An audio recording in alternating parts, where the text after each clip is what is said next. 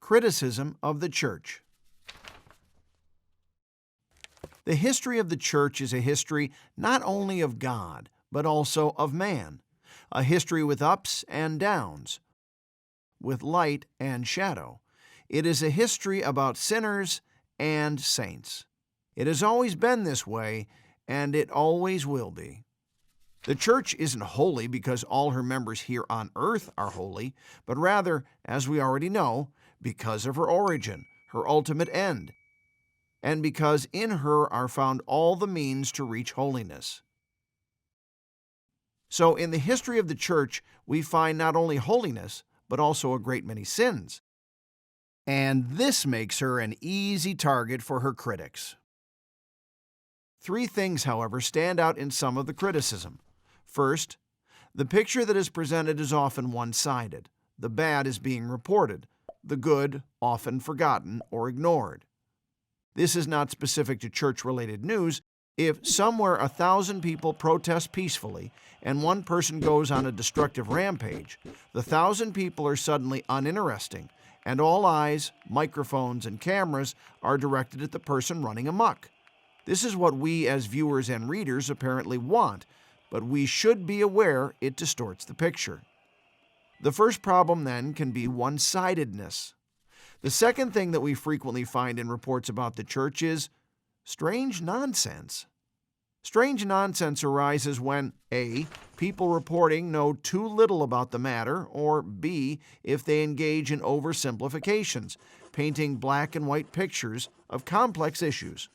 Again, this is not specific to topics related to the Church, but when we look at portraits of church history, we see it happening especially often. Here's a typical example of such a black and white depiction. The thesis is proposed that all people desire only one thing: power. Therefore, when people act in the church, they obviously do so to increase their power. And indeed, one does not have to search long to find people in church history that fit the bill. But if you were to look only 2 seconds longer, you might see many others that obviously were not concerned with power at all. So you might have to question your overly simple thesis proposed at the outset. But someone who paints things in black and white doesn't see this, or doesn't want to see it. So the second problem is a distortion of the truth, through ignorance or because of an ideology, which is the chief source of all the black and white paint jobs. The third problem is much more personal and human. If someone shows me that I've done something wrong, and I know that he's right, then I have two options. I can either change, or because I don't want to change, I simply criticize the messenger. And since the messenger is normally just human, it won't be too difficult to find something to criticize. For example, a doctor tells the patient that smoking is bad for his health and that he should stop. The patient knows the doctor is right, but doesn't want to change his habit.